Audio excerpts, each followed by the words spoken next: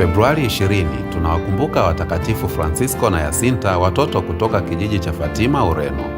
Wao ni maarufu kwa maono yao ya malaika wa amani na kupokea ujumbe kutoka kwa Bikira Maria. Katika maono yao, Bikira Maria aliwaambia kuhusu haja ya toba, sala na kujitolea kwa ajili ya wokovu wa roho za wengine. Watoto hawa walifundishwa kuwa na imani kuu na kuomba kwa bidii kwa ajili ya amani ya ulimwengu. Walijitolea sana katika sala na matendo ya upendo kwa wengine. Walijua kuwa walikuwa na jukumu la kutoa maisha yao kwa ajili ya wengine, na walifanya hivyo hata walipougua na kufariki kwa magonjwa ya kuambukiza. Walifariki wakiwa na umri mdogo. Hata hivyo, walitambulika kwa ujasiri wao na imani imara. Hawa ni watakatifu wa kwanza watoto ambao hawakufa kishahidi katika historia ya kanisa.